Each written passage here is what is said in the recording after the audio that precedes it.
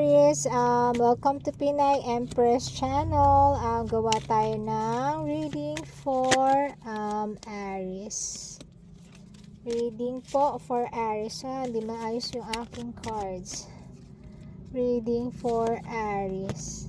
Ayan, limitations, inspire innovation. Okay, parang nasa process tong si change maker, make waves. Okay, limitation, inspire innovations. Okay, so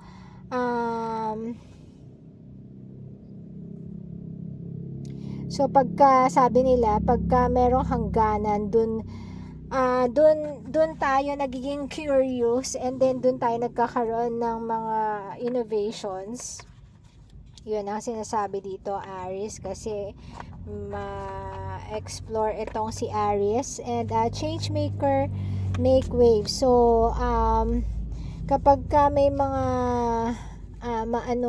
gumawa ng mga changes, mas marami tayong nai-inspire, mas marami ang gumagawa ng changes. So current energy ni Aries, 4 of Swords, 8 of Pentacles, Emperor.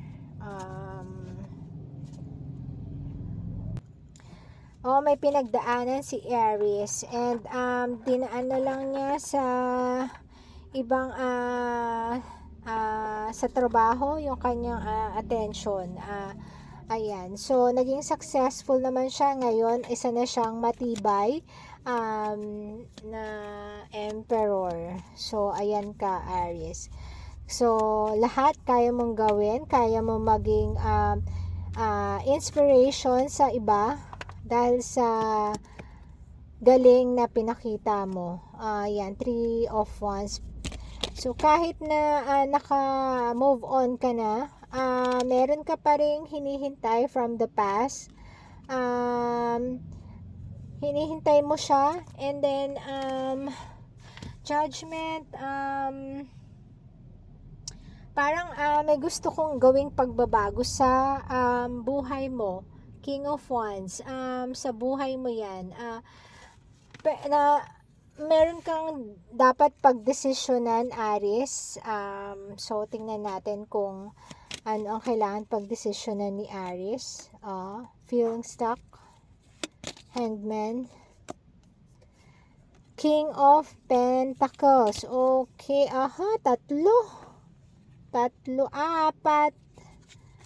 apat, isang major, tapos 3 kings. Ito, Aries, ano ba, ang haba ng hair. So ayan, 9 of Pentacles. So eto na yung mga pinagpaguran mo, or siguro kinareer mo na work, kaya lang maraming na fall sa'yo while you're climbing the ladder. Habang inaakyat mo yung success, marami kang nabighani. Meron tong Emperor na to na nag-offer sa'yo ng stability and love. And meron din ito, King of Pentacles, na abundant siya sa lahat ng bagay. So ayan, mag-iisip ka, kasi ikaw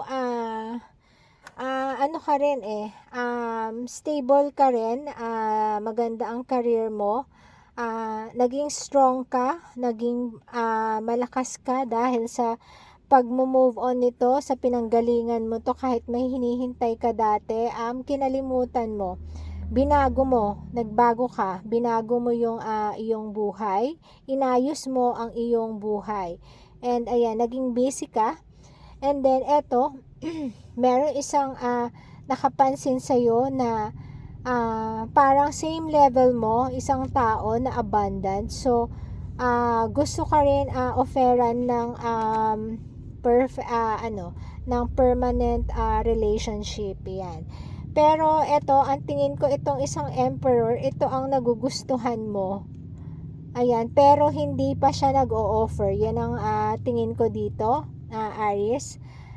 So dyan ka parang pinag-iisipan mo. So pero nag-iingat ka dahil baka magkasakit ka na naman, ma-depress.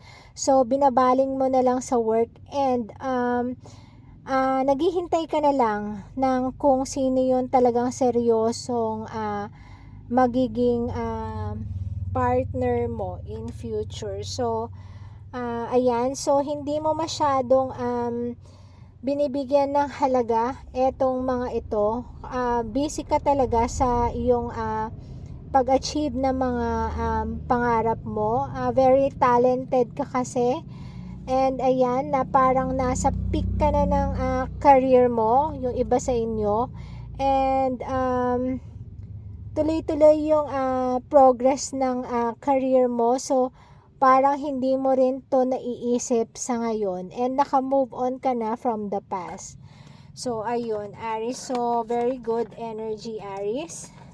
Magandang maganda, very positive. Si Aries, no care in the world.